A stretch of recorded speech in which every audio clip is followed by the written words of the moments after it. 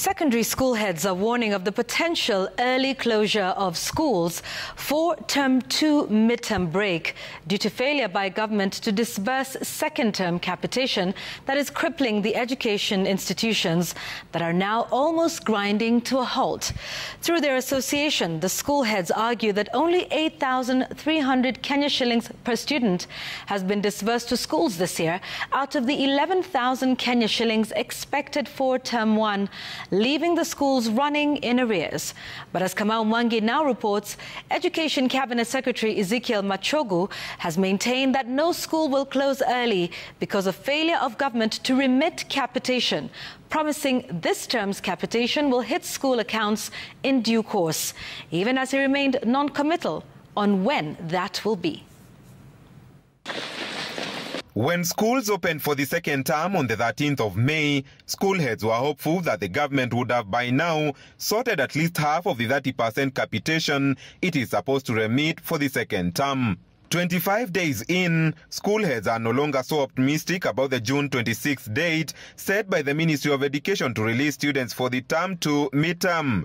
They can no longer afford to keep students in school till then as they have no money. Most schools are grounded. And sometimes I talk about some schools like the day schools. The day schools have no other source of funds. They don't charge any fee. They purely rely on this capitation. You go to schools now, workers have not been paid salaries. The staff, the non-teaching staff, even the BUM staff, teachers, they have not been paid salaries. Sometimes it is very difficult for us to make the statutory payments.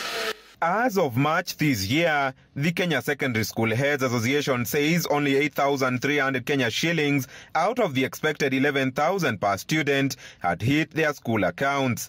Out of the 8,300, 565 Kenya shillings was retained by the Ministry of Education for the centralized procurement of books. Out of the same amount, schools were expected to deduct 2,000 Kenya shillings for infrastructural development, while at the same time setting aside 750 Kenya shillings per student for student treatments just in case they fall ill. The schools left to contend with 4,900 shillings per student for operations. Form 1s have not been captured in names. So we received capitation by the number of Form 4s who left last year.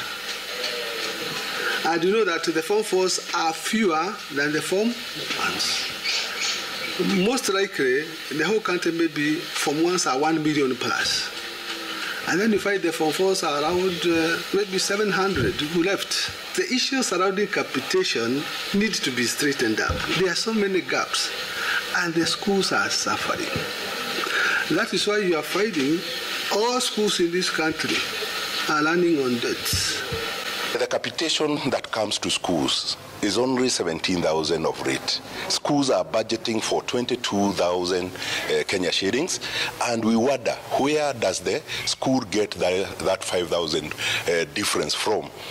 It is good now the ministry come out clearly on where they will be getting, the schools will be getting that 5,000 so that they can be able to cater for their budget.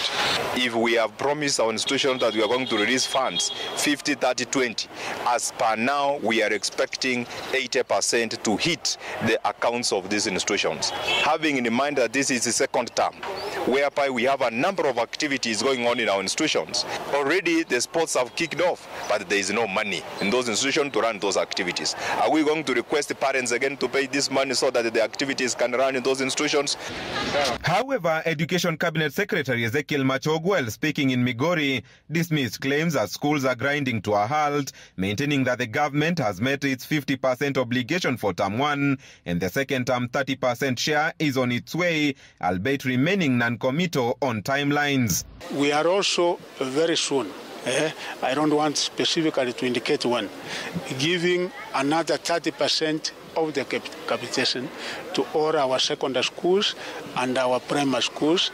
So the normal running will be able to continue in all our schools, may it be secondary or primary schools. Kamau Mwangi for Citizen TV.